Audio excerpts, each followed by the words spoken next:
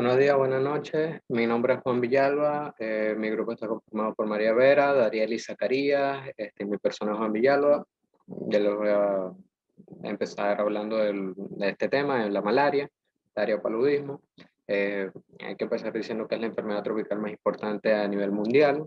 Es una enfermedad metaxénica, vectorial, antroponótica. Es decir, necesita un vector biológico para poder completar su ciclo biológico y además para poder transmitir entre hospedadores, eh, para poder transmitirse entre hospedadores. Metaxénica, bueno, pues porque para cumplir su ciclo biológico necesita dos huéspedes. Vectorial porque es transmitida por el mosquito anófeles, a través de un vector por el mosquito anófeles, y antropológica, puesto que este, el mismo vector es el que transmite esta enfermedad, o sea, de un, de un, de un, de un hombre que esté infectado a un hombre que esté sano, pues. Viendo, aquí se observa la presencia de un hospedador intermediario, que en este caso es el hombre, y un hospedador definitivo, que es el artrópodo anófeles. El término malaria se usó para definir la enfermedad de los malos aires. Este término malaria proviene del italiano medieval, en el que mal significa malo y aria significa aire. De ahí esto que se definió. Esto era bastante común, puesto que la gente cuando transitaba lo que eran pantanos, ciénagas, tenían contacto con estos malos aires, denominados miasmas, que ellos provocan entonces los síntomas característicos, que son fiebre, artralgia y los calofríos.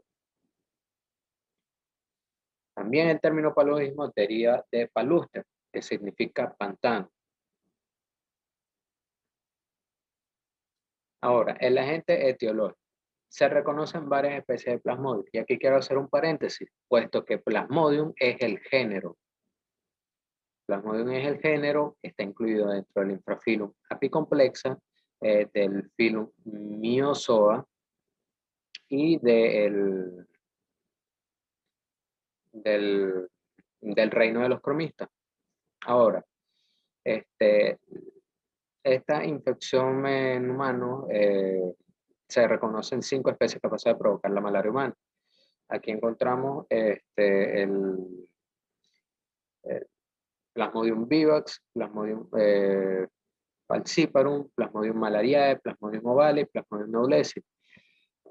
Plasmodium vivax, Plasmodium falciparum, malariae, se han reportado casos en el continente americano. eh, lo que es Plasmodium vivax y falciparum, específicamente son los agentes etiológicos por excelencia en lo que es Venezuela. Ovale ya es su presencia está en el continente africano, en Filipinas, en Papúa Nueva Guinea. Y Plasmodium knowlesi, bueno, es el principal agente etiológico de lo que es Malasia y en todo lo que es el sudeste asiático.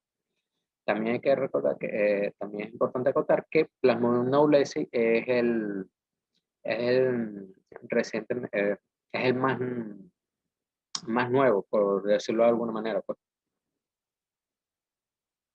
Ahora, la morfobiología. Tenemos que distinguir dos formas biológicas importantes, lo que es el merozoito y lo que es el esporozoito. El merozoito se origina del ciclo asexual por un proceso denominado quisogonio o merogonio. Cuando hablamos de ciclo asexual, entonces estamos refiriéndonos a que esto ocurre en el hombre, debido a que en el hombre es donde ocurre el ciclo asexual de este parásito. Mide de 1 a 3 micrómetros, es más rechoncho, redondeado, menos alargado, sin embargo uno de sus extremos es más puntiagudo y ahí se encuentra también el complejo apical, que cumple la función de permitirle penetrar el interior de las células. Ahora, los esporozoitos, ellos provienen del ciclo sexual del parásito. Esto se presenta a nivel del hospedador definitivo. En este caso, aquí estaríamos hablando del mosquito anófeles, mide 0,5, incluso 0,8 micrómetros, eh, presenta el complejo apical que le va a permitir penetrar el interior de la célula. De resto, presenta núcleos, organelas, mitocondrias y demás organelas. Aquí, esto es importante lo del complejo apical porque es lo que lo incluye en el infrafilum de los apicomplexos. Y aquí les presento la forma exoritrocítica. Aquí vemos por lo menos lo que son esquizontes en desarrollo, esquizonte maduro de un hepatocito. Y aquí vemos esto, lo que es merozoito exoritrocítico, pero aquí hay un pequeño error, puesto que esto ya no califica, no es merozoito, sino que es un esquizonte hepático, este, o meronte hepático. Se le atribuye merozoito es cuando ya se encuentra el parásito en circulación. Aquí el merozoito se encuentra dentro de lo que es el esquizonte. Y aquí vemos los estadios de trofosodito, vemos el trofosodito joven o en anillo o de primer estadio, el trofosodito maduro, el esquizonte en desarrollo, el esquizonte maduro, el gametocito femenino y el gametocito masculino. Muy bien, aquí tenemos una tabla comparativa de las características morfológicas de los parásitos. Por lo menos, bueno, el Plasmodium vivax, Plasmodium ovale, Plasmodium malariae, Plasmodium falciparum.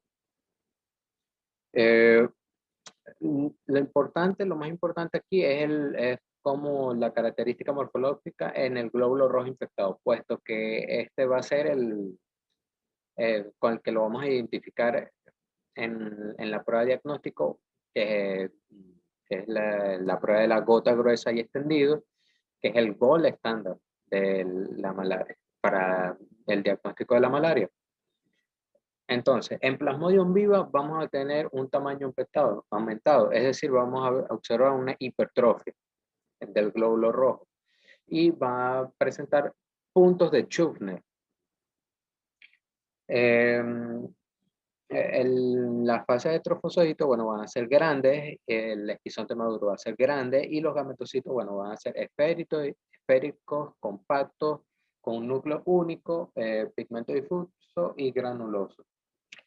Plasmodium ovale, vamos a observar que el glóbulo rojo infectado tiene un tamaño aumentado, puede ser oval o con fimbra, y va a presentar punto de Chufner.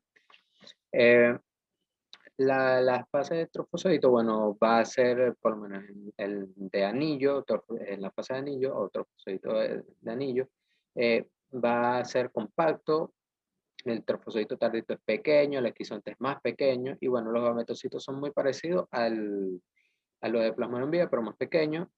Plasmodium malariae es de tamaño normal o menor a lo normal. En la fase de tanto de anillo como de trofosodito de esquizonte maduro, son muy parecidos al de Plasmodium ovale. También es muy parecido en los gametocitos al Plasmodium vivo, pero es más pequeño. Ahora, Plasmodium falciparum en lo que es glóbulo rojo infectado, el tamaño es normal, es igual. Ahora, se van a observar hendiduras de Maurero. Eso es la característica.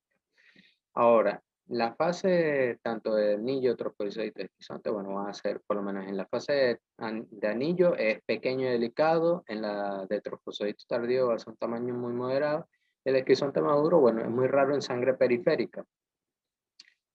Bueno, los gametocitos van a tener forma semilunar y con un núcleo único.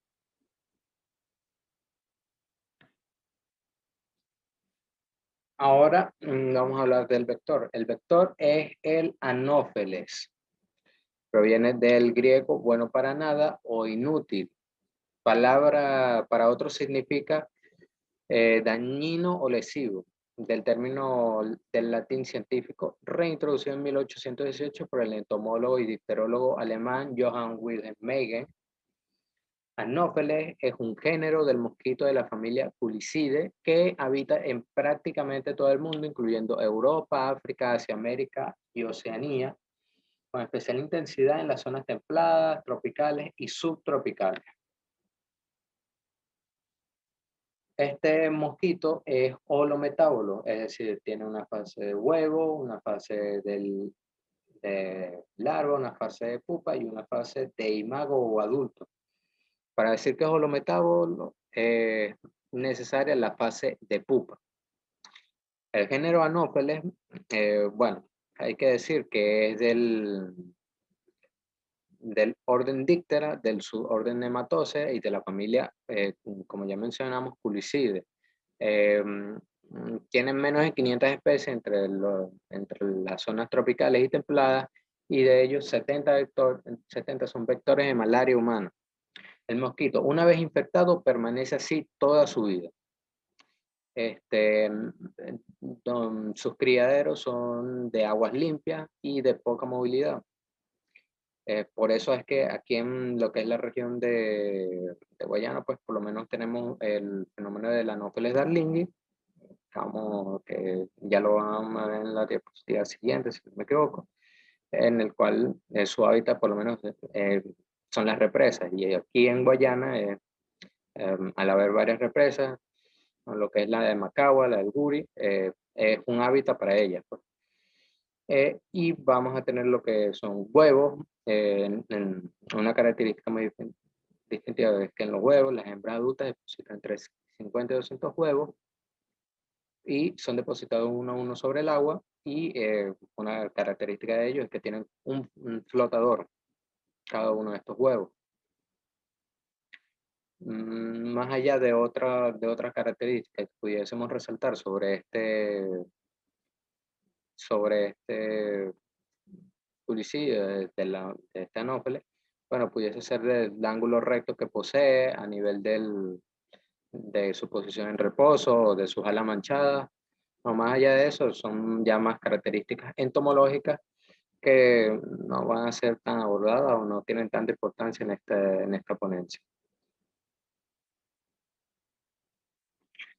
Principales vectores de malaria en Venezuela, bueno, como ya les habían comentado, el Anopheles darlingui, muy importante aquí en lo que es la región guayana, al igual que el Anopheles darlingui, también el Anopheles marajuara es muy importante en lo que es aquí la región guayana. Tenemos el Anopheles albímanos, el Anopheles albitarsi, que son considerados los segundos vectores o vectores secundarios a nivel de Venezuela. Anopheles aquasali, Anopheles Núñez Tovari, que es el que fue investigado, fue descubierto aquí en Venezuela por el doctor Arnoldo Galdón, importante malariólogo del país. Y tenemos unos Anopheles pseudopuptipeni, bueno, importante felino a nivel del delta. Y bueno, estos serían los principales vectores de malaria en Venezuela. Y aquí ahí les muestro lo que son los mosquitos vectores de paludismo en América. A muy grandes rasgos, vamos a encontrar que la gran mayoría estamos entre el Anopheles albímanos y Anopheles albímanos. Gracias por su atención. Buen día, mi nombre es David Zacarías y les voy a continuar hablando sobre la historia natural de la malaria. Como ya sabemos, la historia natural de cualquier enfermedad sigue un orden, una estructura específica. Y este orden nos indica un periodo prepatogénico, que es el proceso antes de que se instaure como tal la enfermedad o el proceso para que se instaure, y el periodo patogénico es cuando ya estamos en presencia de esa enfermedad. Bien.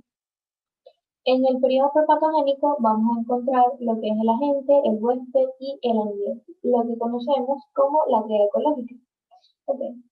El agente etiológico de la malaria es el plasmodium y el vector de dicha enfermedad es un anofelino, un artrópodo conocido como Anopheles. Esto ya lo conocen, ya lo mencionaron anteriormente.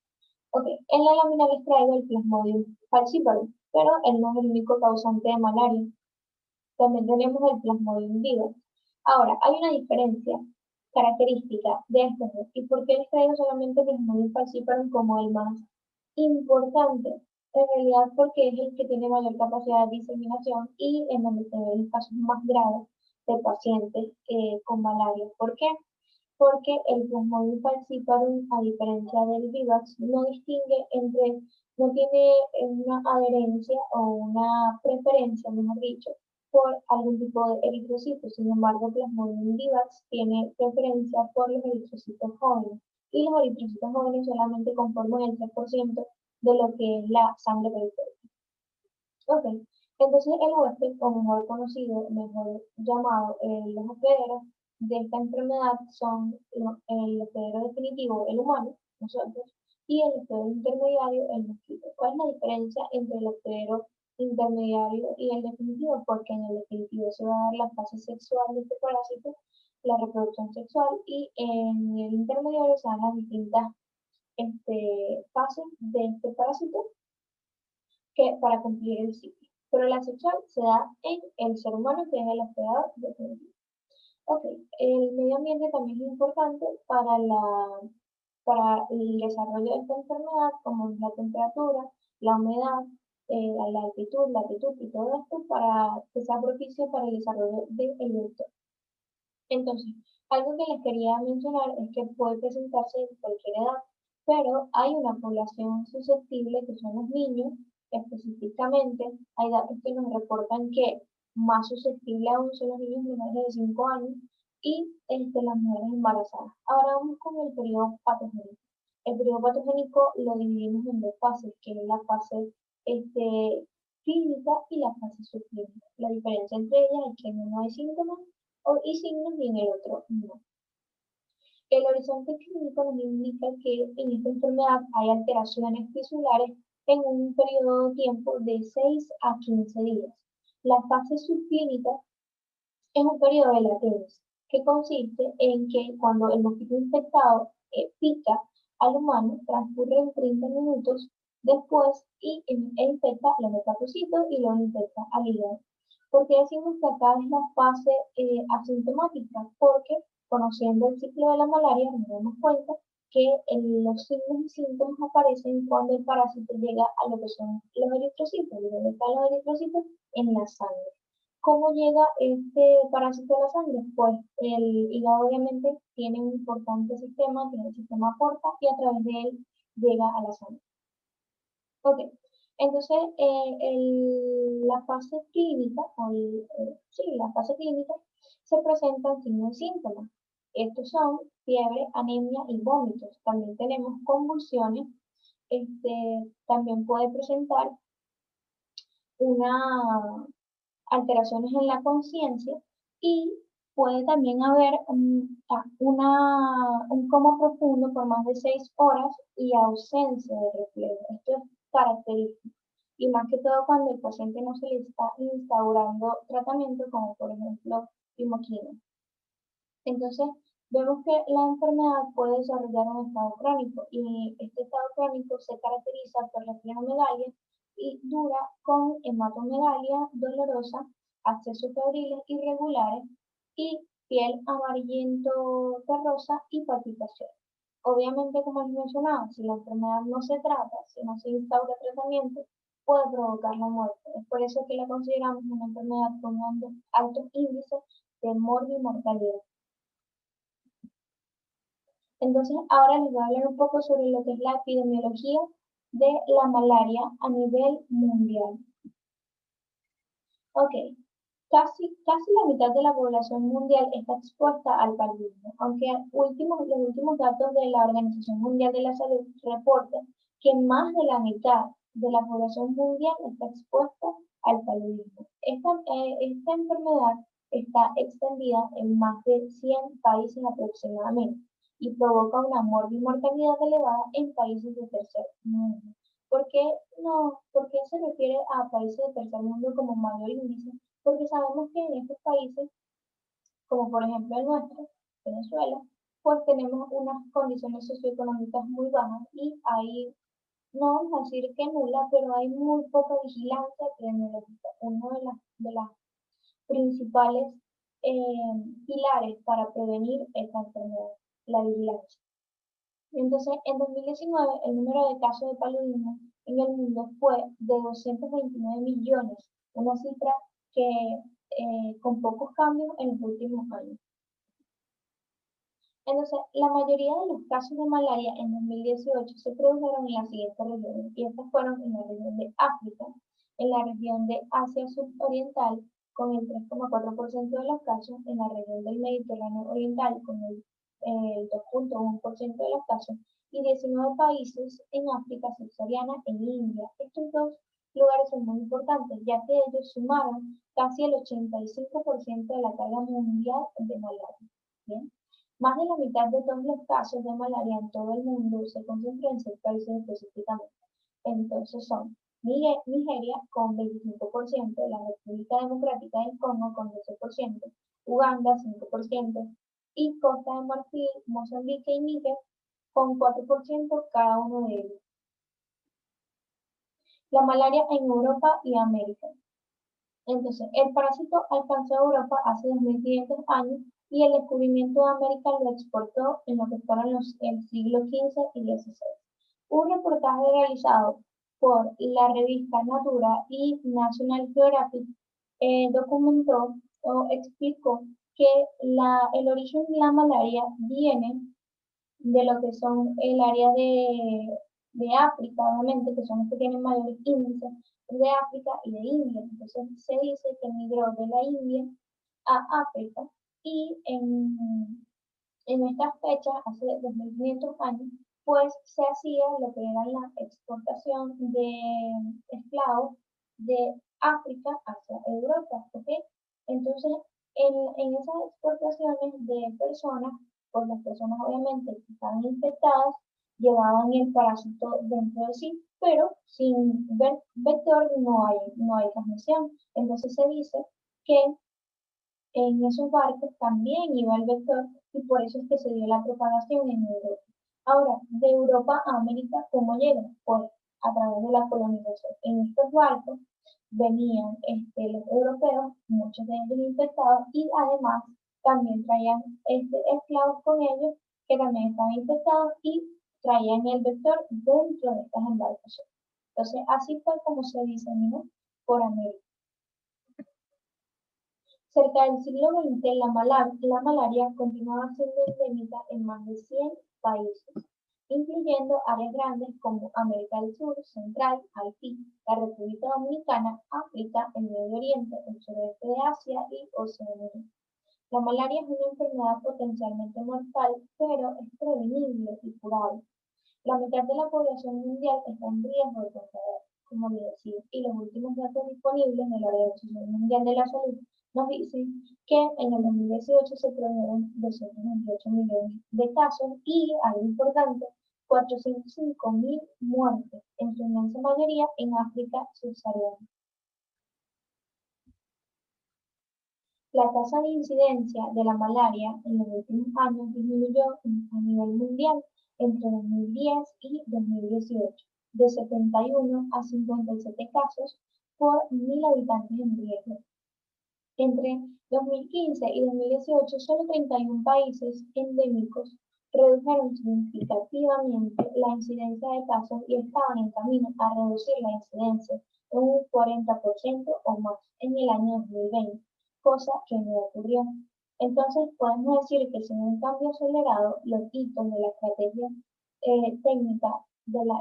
técnica mundial contra la malaria, que es como un proyecto que se establece con una estrategia y un rango de tiempo entre 2016 y 2030 relacionados con la movilidad en 2025 y 2030 no se valora. Entonces, para que entiendan un poquito más de lo que les estoy hablando, vamos a este cuadro siguiente, que sobre esta estrategia que se plantea. Entonces, es una estrategia que tiene objetivos. Bien, entonces desde 2016 hasta 2030. Actualmente estamos en el 2021 y los últimos datos que se tienen recolectados fueron hasta 2020. Entonces, ¿por qué dice que si no se acelera todo el proceso, no se van a cumplir las metas para 2030? Porque hay metas establecidas para cada año. Por ejemplo, 2020. Los ítems o los objetivos son reducir la tasa de mortalidad por malaria en todo el mundo en comparación con la de 2015 y en el 2020 por lo menos 40%, ese era el objetivo, pero lo que se logró realmente fue 18% de las reducciones alcanzadas. Entonces, no se alcanzó ni la mitad de lo que se esperaba. Es por eso que se dice que hay un mal pronóstico. ¿Okay? El segundo objetivo es reducir la incidencia de casos de malaria en todo el mundo en comparación con el año 2015 también, y por lo menos 40%. Se logró 3% de la reducción alcanzada, 37% no alcanzado. Entonces, vamos viendo el mal pronóstico que tiene esta enfermedad a nivel mundial. El tercer ítem era eliminar la malaria en los países en los que sigue habiendo transmisión en 2015, por lo menos en 10 países. Esto sí se ha alcanzado hasta ahora, en el 2020. Evitar el restablecimiento de la malaria en todos los países excepto de la enfermedad, es decir, donde se erradicó, pues mantenerlos libres de malaria, y también se ha alcanzado esa meta, al menos en los países donde se restableció, digamos que el orden a nivel de salud con respecto a la malaria. Entonces, en el 2025 la meta era por lo menos 75%. Obviamente estos datos no se tienen por el año en el que estamos, y en el 2030 por lo menos 90%. O sea, la meta es que en el 2030 se tenga por lo menos 90% a nivel mundial de el mundo libre de malaria. Es el objetivo. Ok, algo que les quería mencionar es que el hecho de la pandemia ha agravado muchísimo todo lo que es esta estrategia para liberar al mundo, a los países del mundo de la malaria. ¿Por qué? Porque evitar, prevenir y curar la malaria es una tarea que necesita mucha inversión económica. Entonces, cuando aparece una nueva enfermedad, como por ejemplo la COVID-19, los recursos son desviados, aunque sin embargo los proyectos de distribución de medicamentos y de diagnóstico de la enfermedad tratan de seguir a flote, pero se dice que si el estado de emergencia se sigue extendiendo, pues aún más se sigue agravando lo que es el pronóstico de la malaria a nivel mundial para el 2030. ¿Okay?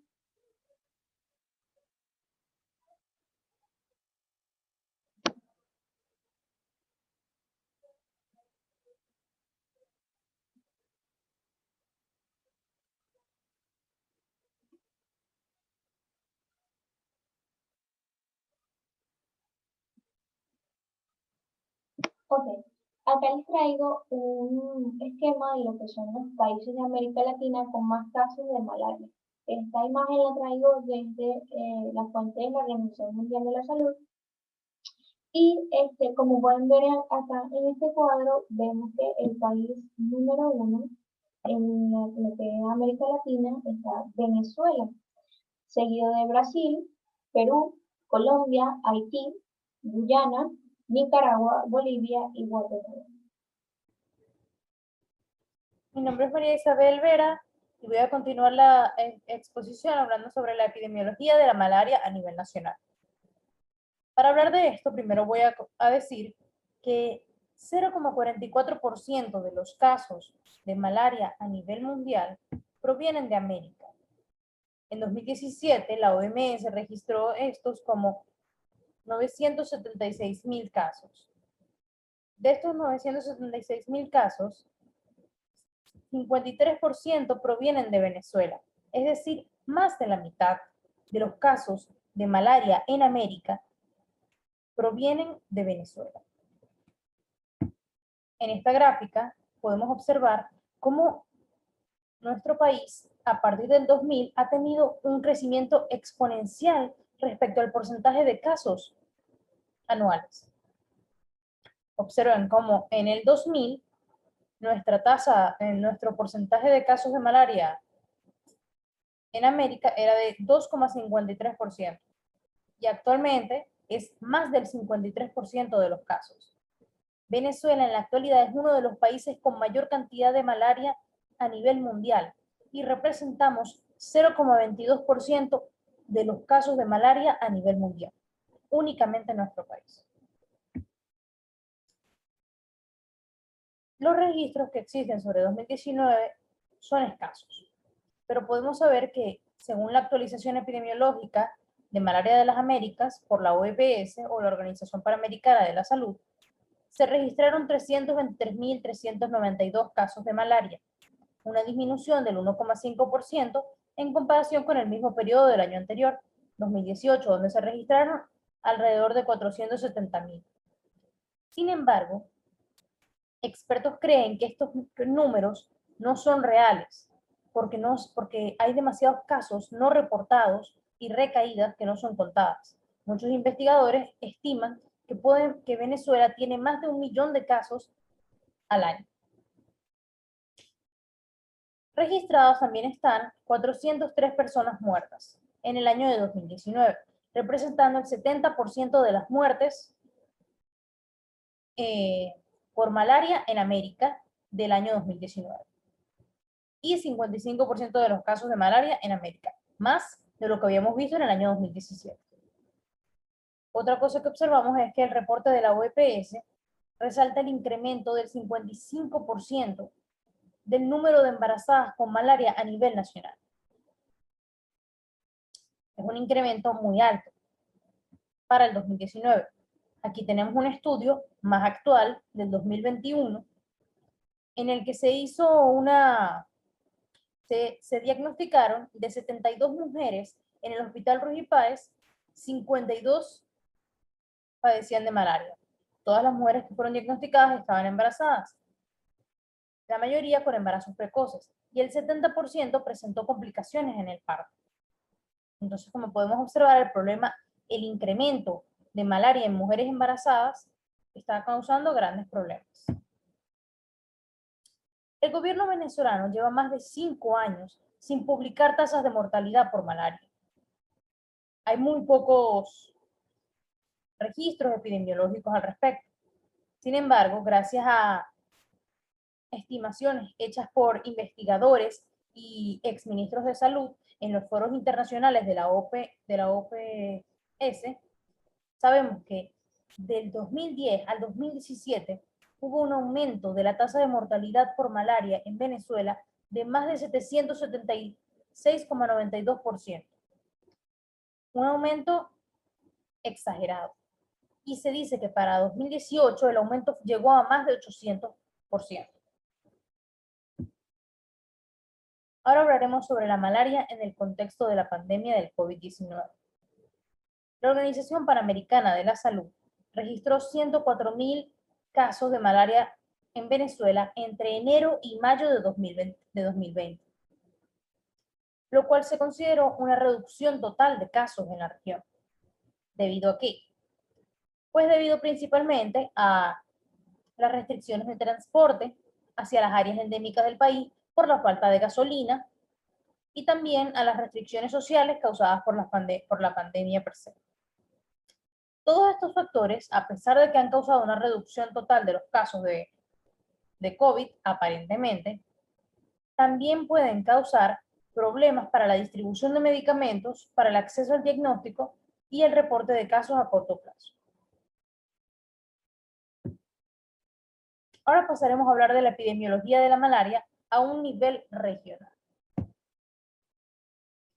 Dentro de Venezuela hay 3 estados que resaltan por encima de los demás en su número de casos, y son Bolívar, Amazonas y Sucre, los cuales, según la OMS, representaron en el 2019 el 90% de los casos de malaria de Venezuela. En Sucre se observó en el año 2019 un aumento de 3,4% en su número de casos, con un total de 55.342 casos reportados. Sin embargo, todos sabemos que el foco real del paludismo en Venezuela está en el estado Bolívar, donde la actividad económica de la minería tiene una estrecha relación con el aumento del contagio. En esta gráfica podemos observar una lista de los estados de Venezuela y su número de, y su incremento en la cantidad de casos casos de malaria por año, desde 1992 hasta 2016. Se observa claramente que en la última década el estado Bolívar ha tenido un aumento característico en su número de casos de malaria. Esto tiene que ver con que en la última década la minería en el estado Bolívar ha aumentado muchísimo sin las restricciones correctas ni las legalizaciones correctas. Es decir, no ha sido limitada como debería ser. Por lo tanto, se ha expandido la capacidad del vector de causar el contagio. Dentro del estado Bolívar hay un municipio que resalta por encima de los demás, y es el municipio Sifontes, precisamente porque aquí se concentra la actividad minera. En los demás municipios, el número de casos de malaria no sube de 11.000 casos por año, mientras que en el municipio Sifontes ocurrieron más de 100.000 casos.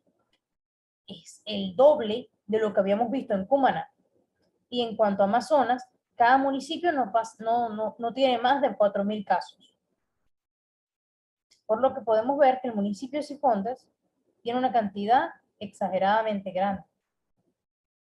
Se podría concluir que el municipio minero Domingo Sifontes en el estado Bolívar concentra el 70% de los casos de malaria del estado Bolívar y el 42% de los casos de malaria en Venezuela, como fue registrado en el 2016. Y muchos otros estudios siguen colocando el municipio Sifontes actualmente como el principal sitio endémico. Tomando en cuenta lo crítica de la situación en Venezuela, cuando en 1960, gracias a los esfuerzos del doctor Gabaldón, habíamos llegado a tener una Venezuela libre de paludismo, siendo el primer país de América libre de la malaria, podemos observar lo vital que son los métodos de prevención. En su momento, fueron aplicados de manera inteligente por un gobierno competente y una sociedad organizada. Actualmente, los métodos de prevención han sido olvidados. Estos son los más importantes. En el caso de vivir en un área marginada o abierta, en un ambiente abierto, es recomendable el uso de mosquitero para prevenir el contacto con el vector, el anófeles. El mosquitero debe cubrir completamente el cuerpo y preferiblemente debe estar rociado con un insecticida, el cual puede durar 20 días lavando el mosquitero solo con agua. Después de 20 días debe reaplicarse el insecticida. También está claro la reorganización de las ciudades, la reorganización de los hogares y de los ambientes. Evitar las aguas estancadas. Tenemos también la prevención química con los insecticidas. En su momento se usaba el DDT, pero causaba mucho daño en la fauna. Por lo tanto, fue abolido. Actualmente, el que recomienda la OMS es el abate. Dentro de la prevención biológica, la cual sabemos que no le hace daño a la fauna y flora, tenemos a los peces de cierto género, Glossina, que pueden ayudar a acabar con el agente etimológico. Y también tenemos bacterias que pueden ayudar a acabar con este agente, como por ejemplo el género Bacillus. Por último, tenemos la prevención química, que es simplemente el tratamiento precoz del enfermo, en especial en áreas muy endémicas. Tratamiento precoz.